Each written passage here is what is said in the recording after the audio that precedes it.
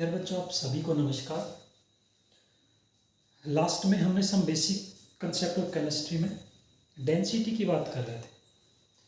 तो dear students, हम last में बात कर रहे थे density.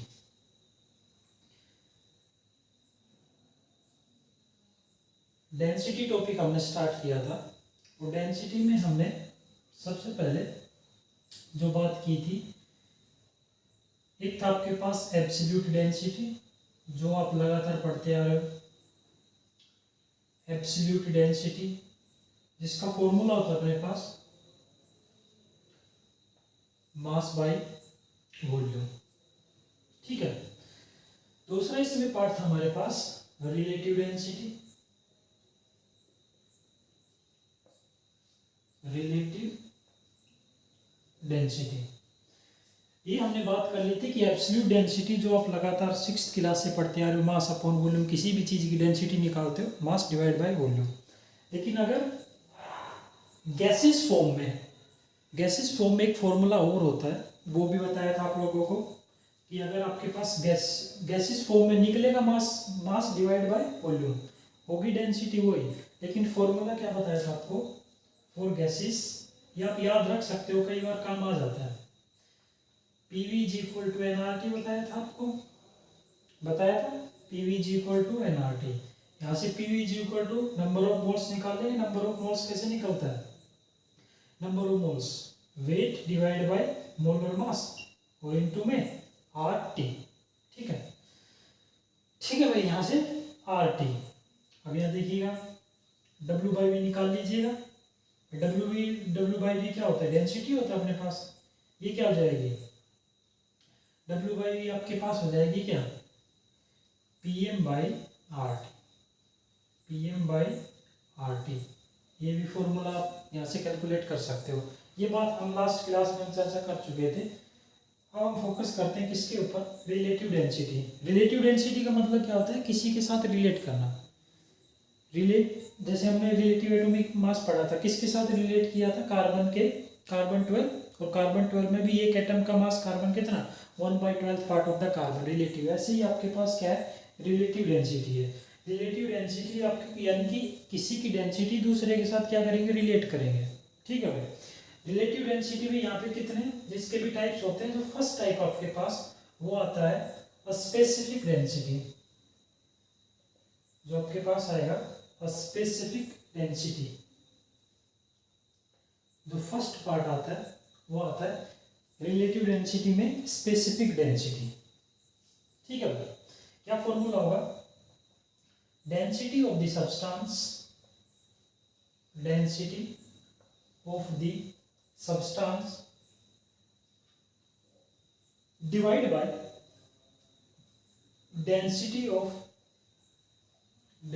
Of water at 4 degree Celsius. Density of water at 4 degree Celsius. ये आपके पास स्पेसिफिक डेंसिटी, यानी कि किसी भी सब्सटेंस की जो डेंसिटी होगी वो डिवाइड कर देंगे density of water at 4 degree Celsius. और यहाँ से आपको बता दूंगा डेंसिटी ऑफ वाटर ये होती है, ये आपके पास होगी 1 ग्राम पर मोल। ये होती है वाटर की डेंसिटी एट 4 डिग्री सेल्सियस पे कितना? 1 ग्राम पर ml। ठीक है, पर मोल लिख सकते हो, पर मोल इतनी होती है आपके पास। ठीक है। और ये आपके पास जो भी ये क्या होगी? यूनिटलेस। जो स्पेसिफिक डेंसिटी होगी वो यूनिटलेस होगी। अब इसका क्या मतलब है यूनिटलेस? अगर यूनिट लगी होगी तो वो डेंसिटी होगा, और यूनिट लेस होगा तो वहाँ पे क्या हो जाएगा आपके पास? अगर यूनिट लेस है तो स्पेसिफिक डेंसिटी, और अगर यूनिट लगी होगी तो वो डेंसिटी हो जाएगी। जैसे फॉर एग्जांपल अगर बात करूँ मैं, इसको रब कर देते हैं 1 मिनट।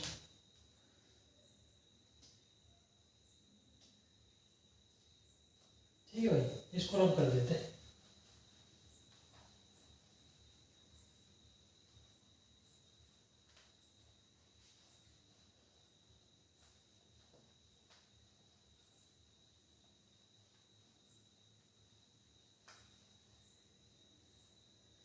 फिर इसका यूज क्या है? इसका यूज जो ऐसा यूनिट है वो कैंसिल आउट हो जाएंगे, बस सिर्फ इतना है, आपके पास यूनिट लेस आ जाएगा। जैसे फॉर एग्जांपल जो डेंसिटी दी हुई है, density of NaCl solution, NaCl solution की डेंसिटी दी हुई है 1.1 ग्राम पर मोल। ठीक है, ये दिया और पूछा है find out a specific density. क्या पूछा आपसे? Find out specific density. Same formula निकाल लिया, सेम फॉर्मूला लगा देंगे, वही चीज आपके पास। ठीक है, देखिए क्या करेंगे, जो आपके पास कितना गिवन है, डेंसिटी ऑफ द सब्सटेंस कितनी है 1.1, ठीक है, डिवाइड बाय ये अभी बताया था कितनी होती है, ये सी कैंसिल आउट हो जाएगा, ये क्या बच जाएगा 1.1 आपके पास, ये यूनिटलेस, सिर्फ इतना फर्क है। तो हम इस प्रकार से रिलेटिव डेंसिटी हो गया, इसको राइट डाउन कर लीजिएगा। ये थी आपके पास स्पेसिफिक डेंसिटी। ठीक है, ये थी आपके पास क्या, स्पेसिफिक डेंसिटी।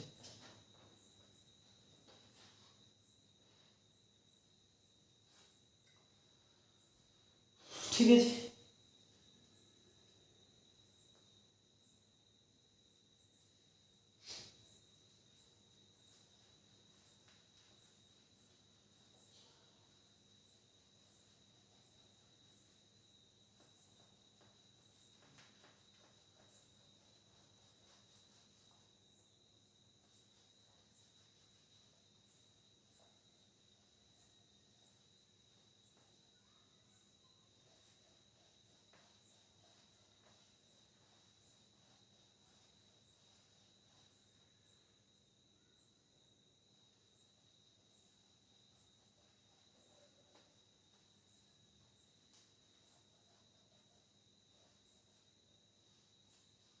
देखिए नेक्स्ट पार्ट आता है आपके पास, इसी में जो हम रिलेटिव डेंसिटी फर्स्ट पार्ट पढ़ चुके, क्या specific density.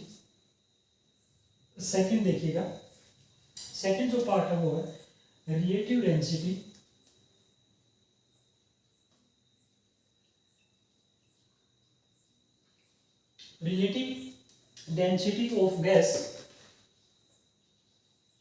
Of gas first, यानी कि एक का दूसरे के रेस्पेक्ट में, विद रेस्पेक्ट टू सेकंड। ठीक है, यानी कि रिलेटिव डेंसिटी एक गैस का दूसरे गैस के रेस्पेक्ट में रिलेटिव डेंसिटी, ये इसके लिए क्या फॉर्मूला होगा, तो देखिएगा सेम वही formula, density of gas first divide by density of gas second. ठीक है भाई, वो जो गैसेस का फॉर्मूला रखे था वो रख दीजिएगा, P1M1 divide by RT1 divisible by P2M2 RT2। ठीक है भाई, तो यहां से निकल जाएगा आपके पास रिलेटिव डेंसिटी। ठीक है, रिलेटिव डेंसिटी गैस फर्स्ट का गैस सेकंड के साथ रिलेटिव डेंसिटी क्या आ जाएगा आपके पास, ये आ जाएगा, ये ऊपर चला जाएगा भाई। ठीक है, P1M1 डिवाइड बाय T1 भी है, P2M2 और T2, ये आपके पास आ जाएगा फॉर्मूला। ठीक है, ये आ गया आपके पास क्या फॉर्मूला।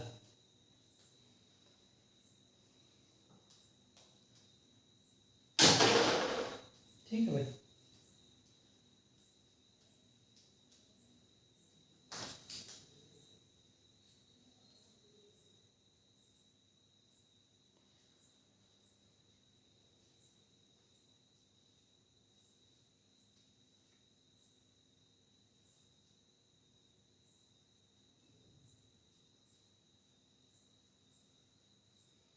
ठीक है,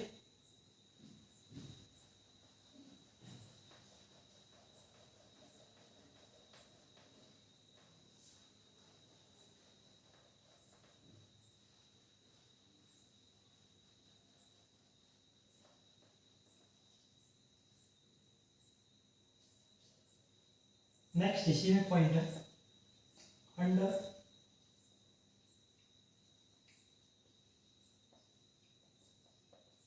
similar condition under similar condition of pressure and temperature। Pressure और टेम्परेचर की अगर सिमिलर कंडीशन हो तो क्या हो जाएगा भाई, जो P1 है वो P2 के बराबर हो जाएगा एंड जो T1 है वो T2 के बराबर हो जाएगा। चाहिए आप कैसे भी कर सकते हो। तो फिर क्या हो जाएगा, रिलेटिव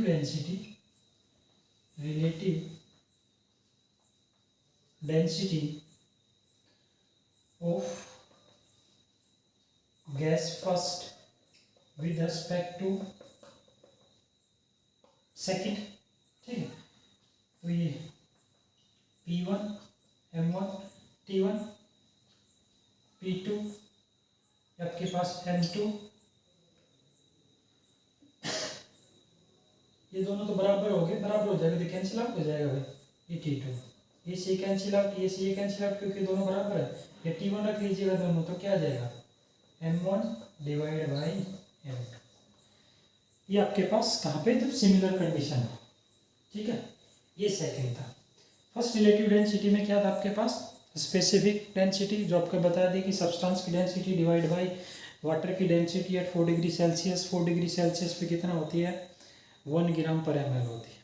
ठीक है भाई,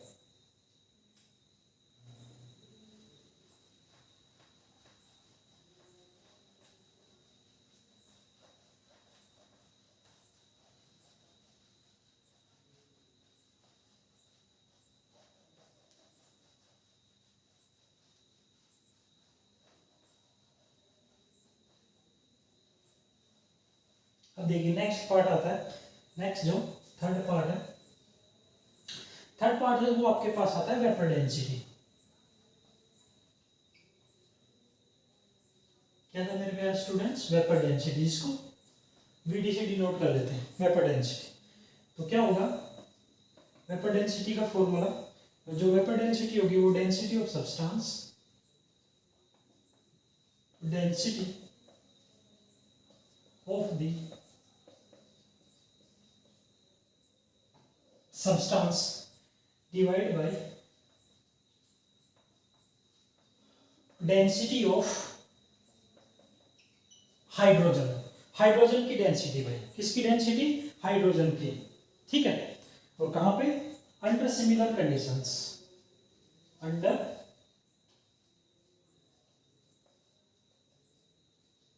सिमिलर कंडीशन। ठीक है, ठीक है कि नहीं। इसको मैं क्या लिख सकता हूं, vapour density is equal to density of the substance divide by 2। Density of hydrogen की क्या होगी, 2 होगी भाई। ठीक है, डेंसिटी होगी हाइड्रोजन की क्या, 2 होगी। आपके पास जो डेंसिटी है वो हाइड्रोजन की वो आएगी 2। ठीक है जी, वो आपके पास आएगी कितनी, 2। Density of hydrogen is the 2। तो यानी कि वेपर डेंसिटी जो वो क्या हो जाएगी, density of the substance divide by density of hydrogen. और हाइड्रोजन की डेंसिटी जो आपके पास है वो कितनी होगी, 2 होगी। ठीक है भाई, तो ये आपके पास वेपर डेंसिटी होती है। सिर्फ आपको डेंसिटी ऑफ द सब्सटेंस सिर्फ इतना याद रखना है इसमें जो मेन है आपके पास कि, ठीक है, अगर इसको सिंप्लीफाई करें, अगर और इसको क्या करें, सिंप्लीफाई करें, तो डेंसिटी ऑफ द सब्सटेंस को आप क्या कर सकते हो, यहाँ पे आप सिर्फ इतना याद रखिएगा कि आपको मोलर मास पता होना चाहिए किसका, सब्सटेंस का। ठीक है, अगर मैं और सिंप्लीफाई करूं तो ये हो जाएगा molar mass of the substance, molar mass of the substance, यानी कि मैं जो फोकस करना है, molar mass of the substance divide by 2।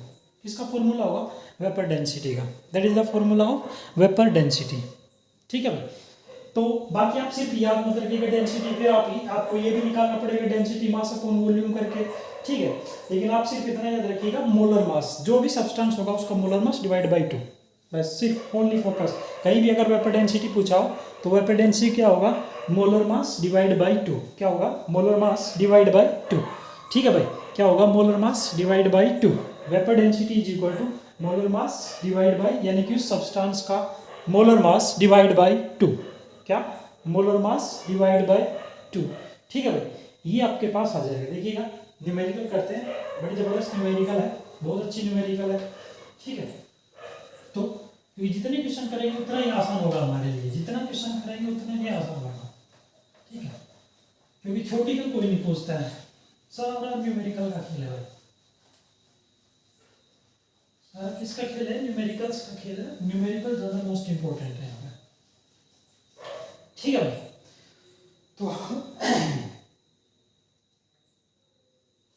देखिए क्वेश्चन आपके पास न्यूमेरिकल आपके पास डियर स्टूडेंट्स क्या है, find out the density of, find out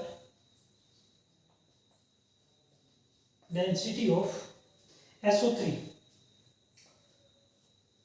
SO3 with respect to a CH4, methane के रेस्पेक्ट में, ठीक है, मीथेन के रेस्पेक्ट में ये निकालनी है, find out density of SO3 with respect to CH4, simple है भाई, इनके सभी का मोलिकुलर मास निकालेंगे, मोलिकुलर मास निकाल के आप कर दें मास कितना है SO3 का, जो मास आएगा और वो उससे कैलकुलेट कर लेंगे, ये तो बड़ा ही सिंपल है। जो आपके पास डेंसिटी पूछे है मास अपॉन वॉल्यूम, तो देखिएगा जो इसका सॉल्यूशन आएगा आपके पास, सॉल्यूशन जो होगा, तो सॉल्यूशन होगा आपके पास वो आएगा कि भाई जो आपके पास दे रखा है मास किसका, mass of SO3 divide by mass of CH4, ठीक है भाई, मास ऑफ CH4, इनको करोगे तो ये आएगा अपने पास 80, SO3 का 80 आएगा, मोलिकुलर मास देख लेना, इसका ये कितना 16, 12 ये 4 ये कितना 16, और ये आपके पास कितना आ गया 5 आ गया, ये आ गया, हमने क्या निकाल लिया, हमने बेटा डेंसिटी निकाल ली यहाँ से, ठीक है, क्या निकाल ली हमने, डेंसिटी कैलकुलेट कर ली है, ठीक है। इसी के बेसिस पे क्वेश्चन नंबर सेकंड है, ठीक है, इसी के बेसिस पे क्वेश्चन नंबर सेकंड है। तो देखिए क्या है, the gaseous mixture of, the gaseous mixture of, gases का मिक्सचर दे रखा किसका, H2 and CO2, H2 and CO2, hydrogen and carbon, contain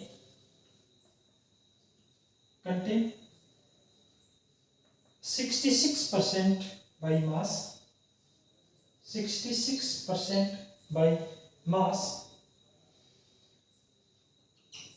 CO2, क्या निकालनी है, the vapor density, the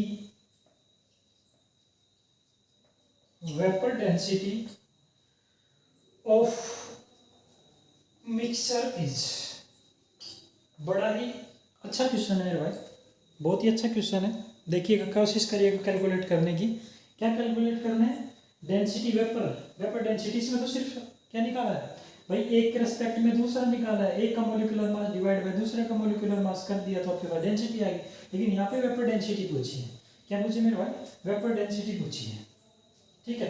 ये क्वेश्चन ध्यान से करना भाई, ये क्वेश्चन मोस्ट इंपोर्टेंट क्वेश्चन है, यहाँ से आपको क्या पूछी है, वेपर डेंसिटी पूछी है, नोट पुल अप कर दूं,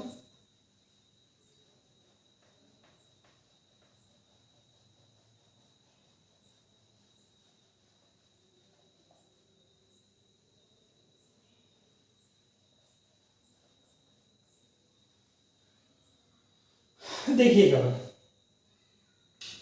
जो आपके पास क्या दे रखा था, 66% दे रखा था, ठीक है भाई, क्या दे रखा था 66%, यानी कि 100 में से आप 66 ग्राम दे रखा, अगर मैं सिंपल सी बात करूं कि जो 66 ग्राम है वो आपका दे रखा है CO2 कार्बन डाइऑक्साइड, ठीक है मेरे भाई, क्या दे रखा है, कार्बन डाइऑक्साइड दे रखा है, तो सर हमें ये बता दीजिएगा फिर H2 क्या हो जाएगा, भाई ये तो सिंपल सा है, इतना तो कर लोगे यार, कि कितना बचेगा 34 ग्राम बचेगा, कितना बचेगा मेरे भाई 34 ग्राम बचेगा, क्या हाइड्रोजन, ठीक है। अब मैं यहाँ से नंबर ऑफ मोल्स निकाल लेता हूँ, क्योंकि इतना तो क्या आपको परसेंटेज दे रखा है, इस क्वेश्चन को ध्यान से देखिए कैसे करते हैं प्यारे बच्चों, आपको दे रखा है 66 ग्राम क्या है CO2 है, 66 ग्राम आपको CO2 दे रखा है, और आपको क्या है कि भाई बाकी कितना बचा, हाइड्रोजन बचा, और हाइड्रोजन कितना हो जाएगा H2, यानी कि 34 ग्राम हो जाएगा, कितना भाई 34 ग्राम हो जाएगा यहाँ पे। ठीक है भाई, 34। देखिए भाई क्या दे रखा है आपको, 66 ग्राम CO2 कार्बन डाइऑक्साइड, बाकी 34 ग्राम क्या हो जाएगा आपके पास, H2 हाइड्रोजन है।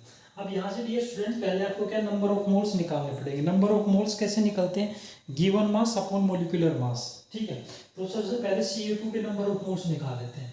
Number of moles of CO2 carbon dioxide, given mass कितना है 66 है भाई, गिवन मास कितना है 66 है, डिवाइड बाय CO2 का मोलिकुलर मास 12 ये और ये 32 ये, कितना हो गया भाई 44 हो गया, कितना हो गया 44 हो गया।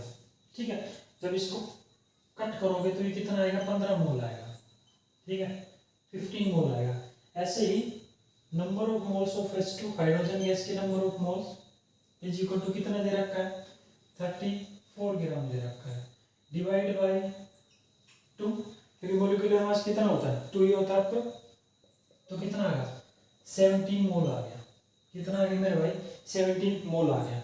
अब इन दोनों के टोटल मोल्स कर लीजिएगा, दोनों के टोटल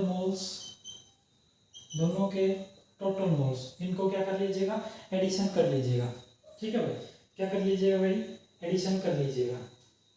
ठीक है, अच्छा सॉरी ये 1.5 आएगा, एक मिनट भाई एक मिनट, ये 1.5 15 कैसे आएगा, ये 1.5 जब डिवाइड करोगे तो 1.5 आएगा, सॉरी। ठीक है भाई, इनको ऐड कर लीजिएगा, कितना हो गया 18.5, टोटल मोल कितने आ गए 18.5 मोल आ गए। ध्यान से देख लीजिएगा, इस प्रकार के क्वेश्चन आते हैं। तो ये क्या आ गया 18.5 मोल आ गया। ठीक है, यानी कि सबसे पहले कैलकुलेट कर लिए नंबर ऑफ मोल्स किसके CO2 के, गिवन मास दे रखा था, मोलिकुलर मास हमें पता है, मोलिकुलर मास कैसे, कार्बन का मास होता है कितना 12 होता है, और ऑक्सीजन का 16, 2 मोलिक्यूल है तो 16 32, 32 प्लस 12 कितना होगा 44 आएगा। ठीक है भाई, इसको डिवाइड करें 1.5 मोल है। इसके बाद हाइड्रोजन कितना दे रखा है, गिवन मास 34 है, डिवाइड बाई 2 17 मोल आ गया। ठीक है, अब यहाँ से टोटल मोल्स निकालिए, हम इनका एवरेज मोलर वेट निकाल देंगे। ठीक है भाई, क्या निकाल देंगे, एवरेज मोलर वेट।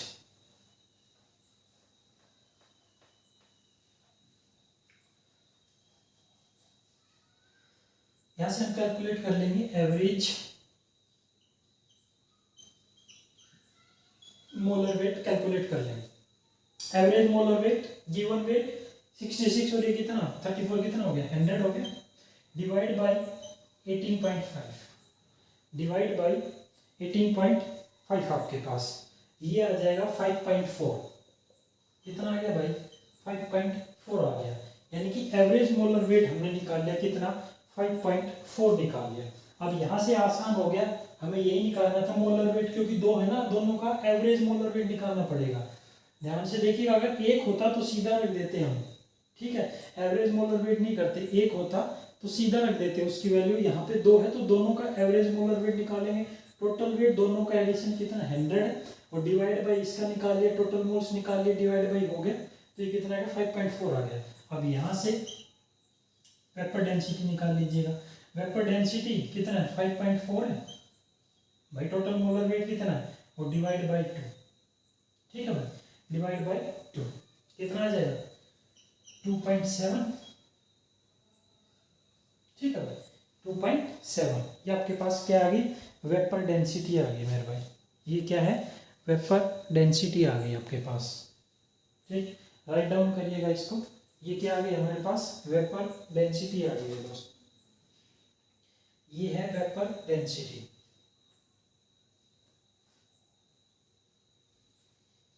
ये है अपने पास वेपर डेंसिटी भाई।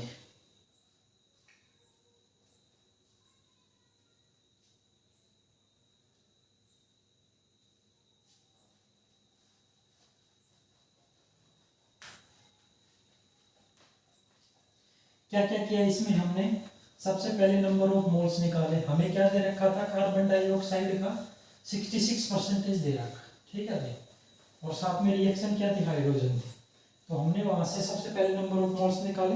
नंबर ऑफ मोल्स निकालने के बाद एवरेज मोलर, एवरेज जो आपके पास क्या एवरेज निकाला उनका दोनों का, molar mass number of moles निकालने के बाद टोटल मोल्स है, टोटल मोल से एवरेज मोलर वेट निकाला, और एवरेज मोलर वेट से हमने क्या निकाल लिया वहां से, वेपर डेंसिटी कैलकुलेट करो। ठीक है भाई, क्या कर लिए, vapour density calculate. Question number second देखिएगा, देखिएगा 7.5 लीटर, जहां पे भी लीटर हो यानी कि वहां पे गैसेस की बात हो रही है। ठीक है, वो फिर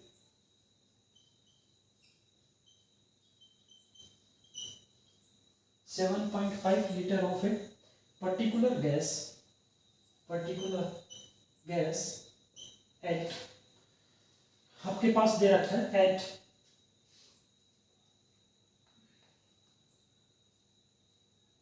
7.5 litre of particular gas at STP condition पे हो, स्टैंडर्ड टेम्परेचर प्रेशर। ठीक है, हैज वेट,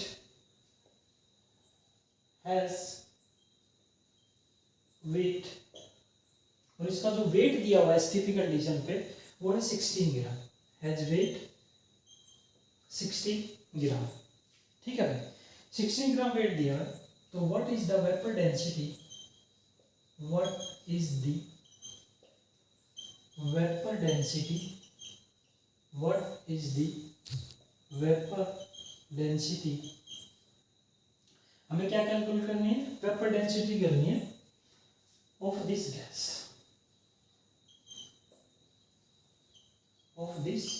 गैस, हमें क्या कैलकुलेट करनी है, वेपर डेंसिटी कैलकुलेट करनी भाई, इस गैस की वेपर डेंसिटी। ठीक है भाई, हमें क्या कैलकुलेट करनी है, वेपर डेंसिटी। देखिएगा सिंपल सा क्वेश्चन है, एसटीपी कंडीशन पे वेट दे रखा है, तो सबसे पहले क्या दिया हुआ है 7.5 लीटर।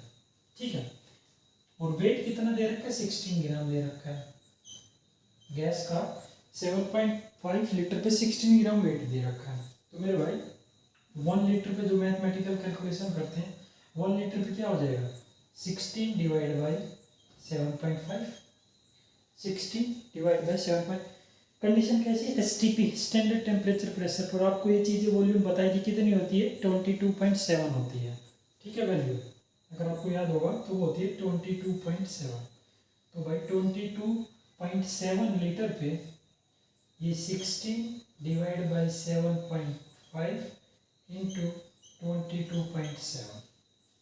ठीक है भाई, जब इसको सोल्व करोगे तो आपके पास आएगा क्या, 48 ग्राम आएगा। क्या आएगा, 48 ग्राम। ये क्या आ गया है, गैस का मोलिकुलर वेट आ गया है, गैस का क्या आ गया है, मोलिकुलर वेट निकाल लिया मैंने गैस का इस तरीके से। अब यहां से मैं क्या निकाल लूंगा, वेपर डेंसिटी कैलकुलेट कर लूंगा, ये आ गया 48 डिवाइड बाई 2। ठीक है, 2 टू जा 4, 2 4 जा 8, तो ये क्या आ गया, 24 आ गई vapour density. Vapour density 24, vapour density की कोई यूनिट नहीं होती है भाई।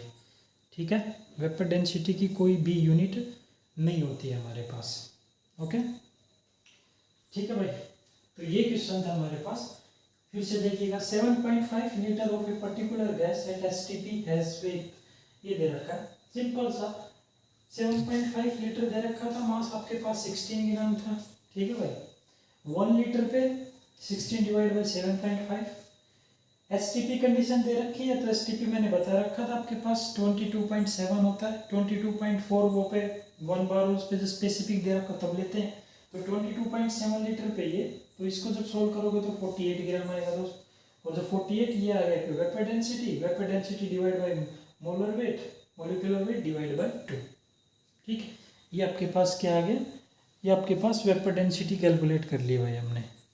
ठीक है, ये हमने वेपर डेंसिटी कैलकुलेट कर ली है। न्यूमेरिकल इस चैप्टर में मोस्ट इंपॉर्टेंट है सभी भी। जो नेक्स्ट टॉपिक करेंगे हम वो स्टाइक्योमेट्री करेंगे। स्टाइक्योमेट्री में जो इम्पोर्टेंट क्या होता है, आपको रिएक्शंस लिखनी आनी चाहिए रिएक्शन, उसके बाद आपको बैलेंस करना होता है कि बैलेंस करिएगा उसको। ठीक है, बैलेंस करनी होती है, मेन चीज़ यही है। तो नेक्स्ट टॉपिक हम कल पढ़ेंगे डियर स्टूडेंट्स।